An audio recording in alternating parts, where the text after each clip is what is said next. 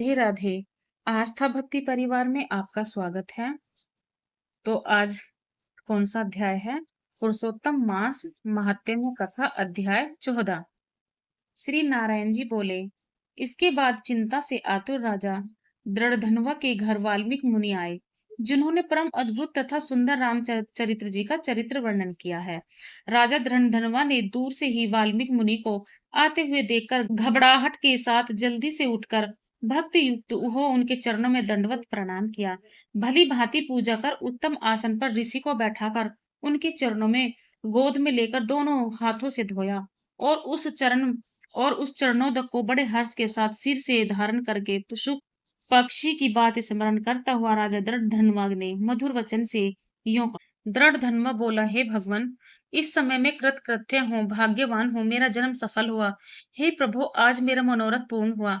आज आपके प्रत्यक्ष दर्शन से शास्त्र आदिकों के यथार्थ अर्थ का ज्ञान सफल हुआ। हे जगत के पावन करने वाले, आज मैं अपने भाग्य का क्या वर्णन करूं।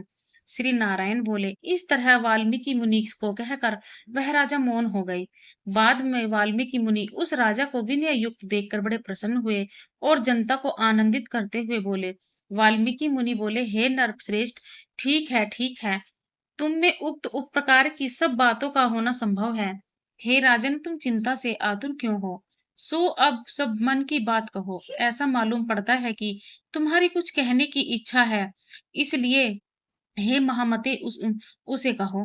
राजा रणधनवा बोला, आपके चरण कमल की कृपा से हमेशा सुख है, परंतु हे विधन, हमारे हृदय में एक बड़ा संदेह है। वह होने वाले सूप पक्षी के मुख से निकले हुए बाण के समान उस वचन को दूर करे। किसी समय में शिकार खेलने के लिए गहन वन में निकल गया। वहां भ्रमण करता हुआ एक तालाब देखा, उसका जल पिया। बाद में थकावट दूर करने के लिए एक बड़े वट वृक्ष के नीचे बैठ गया। अत्यंत घनी तथा सुंदर छाया वाले और मन नेत्र को आनंद देने वाले उस वृक्ष पर बैठे हुए सुंदर सूक पक्षी को देखा। जब उस सूक पक्षी पर हमारी दृष्टि गई, तब उसने हमारे सम्मुख होकर एक श्लोक पढ़ा कि इस पृथ्वी पर विद्यमान अतुल सुख को देखकर तू तत्व आत्मा की चिंता नहीं करता है, तो इस संसार के पार कैसे जाएगा। मैं इस प्रकार सूक पक्षी के वचन को सुनकर विस्मित हो गया हूँ। हे ब्राह्मण, मैं नहीं जानता कि उस सूक पक्षी ने क्या कहा। यह हमारे हृदय के संदेह को आप दूर करने की योग्य है। हमारा राज्य सुख तथा सुंदर चार पुत्र, सुंदर पतिव्रता स्त्री, हाथी घोड़ा रथ सेना, हे ब्राह्मण, ये सब अतुल्य समृद्धि इस समय हमें किस पुण्य से प्राप्त है, यह सब विचार कर संक्षेप में कहने के आप योग्य हैं। राजा दृढ़धनवा के वचन को वाल्मीकि मुनि सुनकर प्राणायाम कर एक मुहूर्त तक ध्यान में मग्न हो हाथ में रखे हुए आंवला के फल के समान विश्व संसार के भूत भविष्यत और जो वर्तमान विषय है उसको हृदय में समाधि के बल से जानकर और निश्चय कर राजा से बोले। वाल्मीकि मुनि बोले, हे राजाओं में श्रेष्ठ, आपने पूर्व जन्म का चरित्र तुम सुनो। हे राजेंद्र, पूर्व जन्म में आप द्रविड़ देश में ताम्रवर्णी नाम नदी के किनारे वास करने वाले सुदेव नामक ब्राह्मण थे।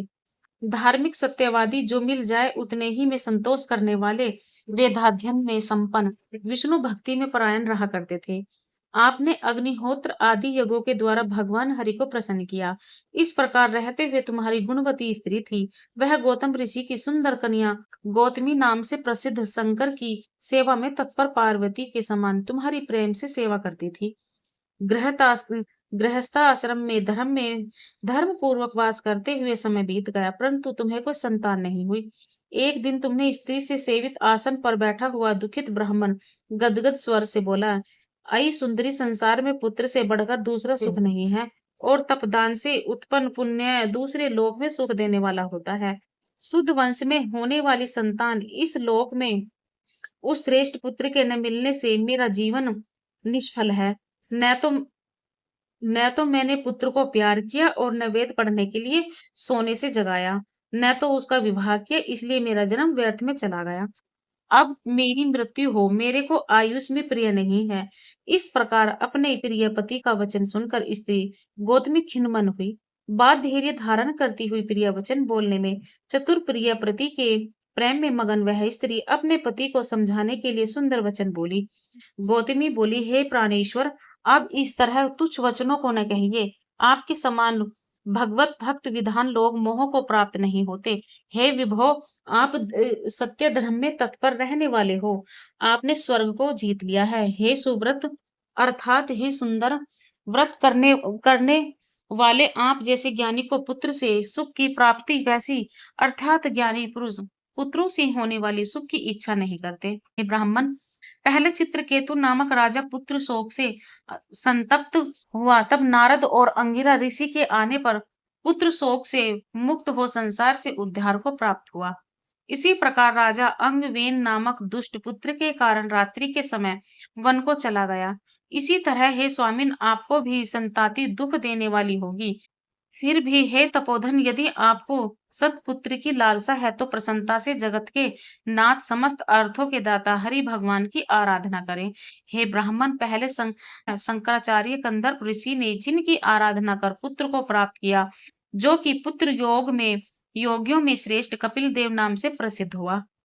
ब्राह्मण श्रेष्ठ इस प्रकार अपनी धर्म पत्नी के वचन सुनकर तथा निश्चय कर उस अपनी गौतमी स्त्री के साथ ताम्रपर्णी नदी के तट पर गया। वहां जाकर उस पवित्र तीर्थ में स्नान कर अत्यंत श्रेष्ठ तप करता भया। 5-5 दिन के बाद सूखे पत्ते तथा जल का आहार करता था। इस प्रकार तप करते समय तपोनिधि सुदेव ब्राह्मण को 4000 वर्ष व्यतीत हो गए। हे ब्राह्मण, उसके इस तपस्या से तीनों लोग कांप उठे। भक्त वत्सल्य भगवान उस सुदेव ब्राह्मण के अत्यंत उग्र तपस्या को देखकर जल्दी से गरुड़ पर सवार होकर प्रकट हुए। श्री नारायण बोले, नवीन मेघ के समान जगत की रक्षा करने में समर्थ चार भुजा वाले प्रसन्न मुख मुरारी को देखकर सुदेव शर्मा ब्राह्मण हर्ष के साथ मुकुंद भगवान को साष्टांग प्रणाम करता हुआ बोला। पुरुषोत्तम मास महात्म्य में 14 अध्याय पूरा हुआ। इससे आगे की कथा आप 15वें अध्याय में सुनेंगे। राधे राधे।